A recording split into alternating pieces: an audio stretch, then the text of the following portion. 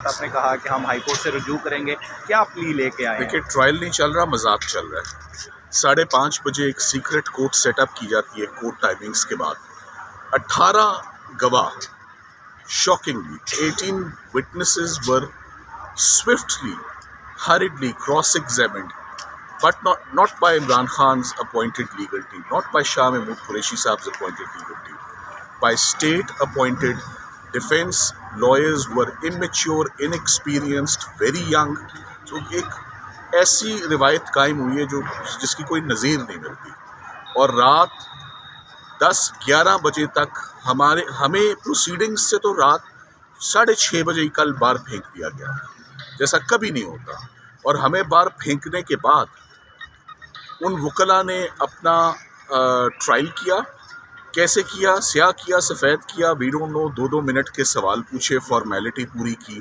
18 گواہ رات کے اندر ہونا، لیٹ نائٹس ہونا، پھر راتوں رات شاید 11 بجے 342 کی ریکارڈنگ کا پروسیس بیان کا وہ ہوا، اور ہم رات سے اب اس کوشش میں کہ ہماری یہاں سنوائی ہو۔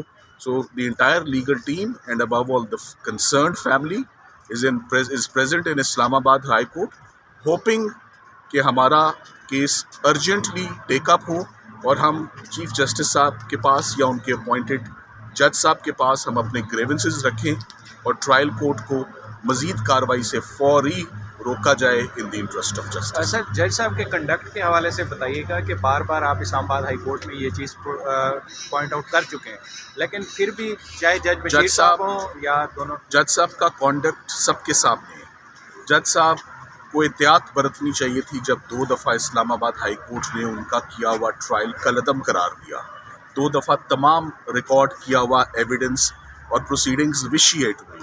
سپریم کورٹ نے بڑے واضح الفاظ میں بتا دیا کہ آفیشیل سیکرٹس ایکٹ کا اطلاق ہوتا ہے یا نہیں ہوتا۔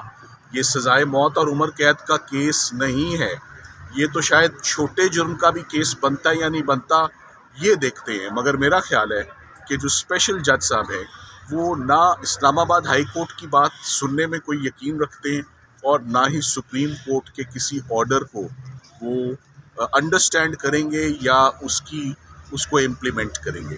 تو اوور آل میں کل بھی بولا، ابھی بھی بولتا ہوں کہ آپ آئین کو، آرٹیکل 10 کو، آپ فیئرنیس کو، آپ وکلاء کو، آپ وکلاء کے رول کو، آپ ان کے فنکشن کو ٹو ڈیفینڈ پیپل، آپ اس سارے پروسیس کو اب دفن کر دیں، کیونکہ جو ہم نے کل دیکھ لیا ہے سائفر کیس میں وہ اس سے پہلے، اور اب ہماری بات میں بہت وزن ہے، کیونکہ جہاں ہم کھڑے ہیں انہوں نے 2 دفعہ انہی جج صاحب کو بتایا کہ آپ کیا کر رہے ہیں، 2 دفعہ۔ یہ تیسری مرتبہ آج ہم آئے میں امید کرتے ہیں کہ ٹائملی وقت سے پہلے، اس سے پہلے کہ بہت بڑا نقصان وہ جج صاحب کر دیں، ان کو فوری طور پہ روکنا چاہیے اسٹریٹ اوے۔ ٹرائل، اگر اس کو ٹرائل کہا جائے، کیا جا رہا ہے، جس میں آج تک پاکستان میں وکیلوں کو کبھی عدالت سے نہیں نکالا گیا۔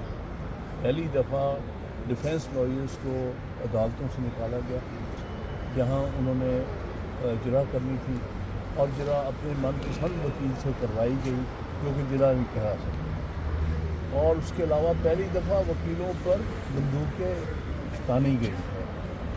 جو واقعات سامنے آئے ہیں کہ ان کے ایک چھوٹے کمرے میں لے جا کر ان کو خوفزدہ کرنے کی کوشش کی گئی ہے اور ان پر بندوقیں تانی گئی ہیں، جو کہ ایک بدترین مثال ہے ملک میں انصاف کے نظام کو جو ہے وہ پرورٹ کرنے کی۔ لہذا اس کو ہم ٹرائل نہیں مانتے، نہ ہم سمجھتے ہیں کہ قانون اور آئین کے ساتھ کسی قسم کا بھی اس کا کوئی تعلق ہے۔ یہ سب کچھ غیر آئینی ہے، غیر قانونی ہے، ظلم ہے، زیادتی ہے اور جبر ہے۔ اسلام آباد ہائی کورٹ نے سائفر کیس کو 2 دفعہ کالعدم قرار دیا تھا، اور دوبارہ وہ گواہوں پر جیرا اور بیانات سارے، لیکن اس کے باوجود بھی پھر اپنے جو وکلاء تھے، جو اکیوز تھے، ان کے وکلاء کو نہیں اندر جانے دیا اور سرکار کے وکلاء کو پیش کیا گیا۔ یہ قانونی طور پہ یا قانون اس حوالے سے کیا اس کے اندر بڑھ گیا؟ قانون میں اس قسم کی کوئی اجازت نہیں کہ کسی بھی ایکیوز پہ من پسند وکیل کے علاوہ کوئی اور جرا کرے۔ کیونکہ یہ ایک بنیادی حق ہے آئین کے مطابق، جس کو ہم کہتے ہیں right to counsel of your choice. یہ بنیادی حق ہے. آپ کسی بھی ملزم کو اس کے پسند کے وکیل سے الگ نہیں کر سکتے.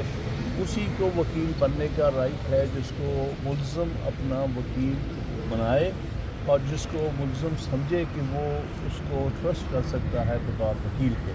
لہٰذا کسی ایسے شخص کو وکیل کرنا اسٹیٹ کے ایکسپینس پر، جس کو ملزم اپنا وکیل نہیں تصور کرنا چاہتا، نہ سمجھتا ہے کہ وہ اس کے لیے ایک وکیل کا کے جو ہے فرائض انجام دے سکتا ہے، یہ واضح طور پہ آئین کی خلاف ورزی ہے. سر، جو کل کی کارروائی ہوئی ہے اسی کو چیلنج کریں گے یا قلعدم قرار دینے کے بعد سے اب تک کی تمام کارروائی سائفر کیس کی اس کو چیلنج کریں گے، حکم امتناع کی درخواست کریں گے؟ میں سمجھتا ہوں ساری کارروائی غیر آئینی اور غیر قانونی ہوئی ہے.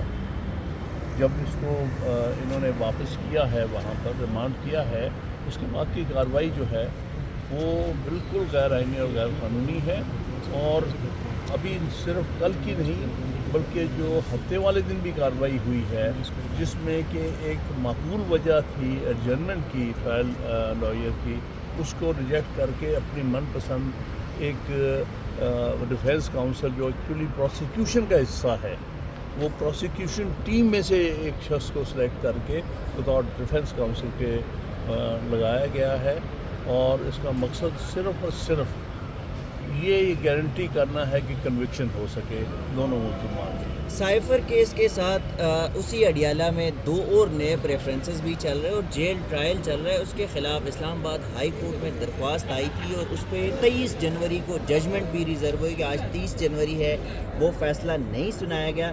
تو آپ سمجھتے ہیں کہ جو آپ آج لائرز آئے ہیں، بڑے سینئر وکلاء آئے ہیں اور آج آپ سٹے مانگیں گے تو آپ کو یہ سٹے مل سکتا ہے؟ یہ تو خیر وقت ہی بتائے گا، لیکن ابھی تک اسلام آباد ہائی کورٹ کی کارکردگی ایک طرح سے مکس ہے. کچھ ججز کے بارے میں ہم محسوس کر رہے ہیں کہ انہوں نے آئین اور قانون کی ضروریات پوری نہیں کی، لیکن کچھ ایسے ہیں جنہوں نے اچھے آرڈر پاس کیے ہیں، جن کی وجہ سے یہ 2 دفعہ یہ کیس اور یہ ٹرائل کویش ہوا ہے. لہٰذا ہم امید کرتے ہیں کہ پھر اسلام آباد ہائی کورٹ انصاف. یہ کوئی ٹرائل تو نہیں ہو رہا ہے، یہ تو سراسر زیادتی ہو رہی ہے اور ہر طرح کے انصاف کے اصولوں کے خلاف ہو رہے ہیں. لگتا ہے ان کو بہت جلدی ہے عمران خان کو، شاہ محمود قریشی کو سزا دینے. اس لیے جتنے بھی اصول ہیں فیئر ٹرائل کے، ڈیو پروسیس کے، وہ سارے پامال کیے جا رہے ہیں. سر، کئی دہائیوں پر مشتمل آپ کا وکالت کا ایک تجربہ ہے. آپ کے وکالت میں کبھی ایسا کوئی وقت گزرا ہو کہ 3 دن اگر ایک سائڈ سے وکیل نہیں آتے تو سرکار ڈیفینس کونسل کو، سرکاری ڈیفینس کونسل کھڑے کر دیتے؟ یہاں تو 3 دن بھی نہیں تھے، صرف 1 دن تھا. جس دن وہ ٹرائل لائر کو مجبوری تھی اسے 1 دن بنانا تھا. آپ کو کیا تکلیف تھی کہ آپ سیٹرڈے سے منڈے نہیں کر سکتے تھے؟ ایسی کون سی جلدی ہے؟ کس کا حکم ہے اس عدالت کو حکم جو ہے وہ ایک طرفہ پروسیڈ کرو؟ اور اس کو کیا حق حاصل ہے کہ بغیر ایکیوزڈ کی مرضی کے وہ ڈیفینس کاؤنسل مقرر کر دے؟ اس کے لیے بہت ضروری ہے کہ ڈیفینس کاؤنسل کی اس میں ملزوم ہو، تب آپ جو ہے اسٹیٹ ایکسپینس ڈیفینس کاؤنسل ہوگا. ہائی کورٹ میں خود نہیں کر سکتے. ہائی کورٹ میں آج کوئی اپیل کر رہے ہیں سر اس جو کنڈکٹ ہو رہا ہے؟ ابھی میرے ساتھی آئیں گے فرمان ستر صاحب اور ظفر صاحب، ہم اس میں فیصلہ کریں.